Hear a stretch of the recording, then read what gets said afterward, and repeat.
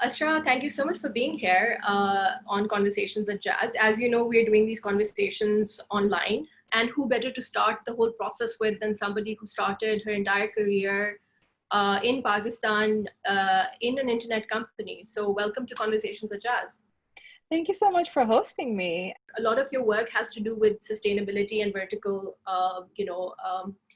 cities and stuff. So, enlighten us about where those trends are. I want to invest in technologies that are going to have a great impact on society as a whole, but I also want them to be for profit because I genuinely don't believe that you cannot grow anything unless it's profitable.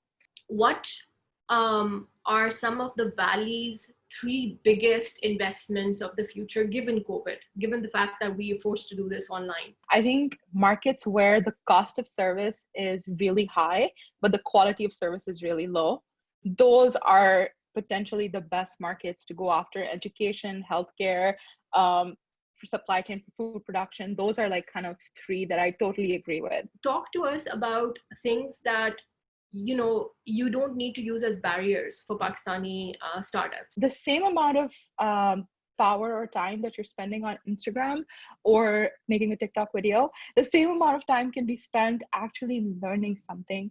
You can literally go online and learn how to do things for free. So there's no reason to have that excuse that if you have 24 hours in your day and okay, let's say you spent 8 hours of them sleeping, what did you do with the rest of them? Map out for us, Asra, those things that you need in a culture, in an environment that people don't even feel are important. So the first thing I think you need is the ability to try things and see what you can do differently than what other people are already doing. So that's kind of one thing.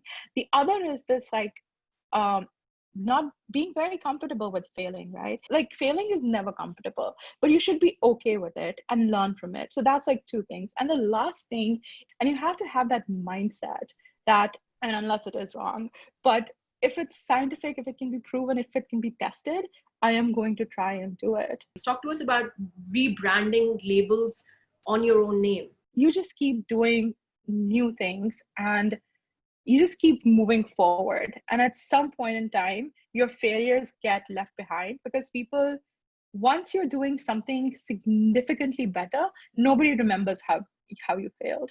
Like everybody remembers the bulb, everybody remembers the rocket that's going to launch people to the moon. Nobody remembers how many of those like failed or exploded. Let's wrap this up. Second last question. What are the two skills that you think Pakistanis should have in order to earn maybe that 2000 that you and I initially hustled for back in the day?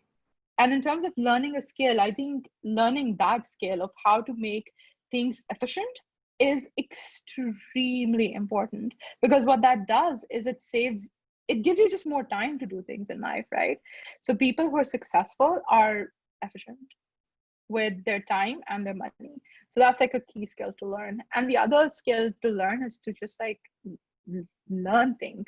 Like how do you learn things is completely broken. We expect it's somebody else's responsibility to teach us, which is not true. Who are some of your people? Talk to us about that. Adnan is one of them. Like he's definitely somebody that I learn a lot from, and he's also somebody who I look up to. And then because of Draper, I think I also have the opportunity to meet people from around the world who are extremely talented and they're just like great people to have around you. So talk to us about maybe one or two of the best ideas that you're currently working on. I'll talk about Opus first. And what they're doing is essentially building this new kind of tech that enables you to build entire 3D scenes and movies by just writing stories. So as you're writing something, it builds the entire 3D world around you. The other company I'm very excited about, or two or three companies that have invested in the edtech space. Some of them do income share agreements for skills. Others just are platforms for more skill sharing and learning. And I think those would just enable more people to learn things faster and, again, be more efficient in learning. cheers to your world, Asra, and thank you so much for being part of Conversations at Jazz. You're the first Conversations at Jazz online. So let's Perfect. have it close. Thank you so much. Thank you. All right. Bye. दुनिया को बता दो।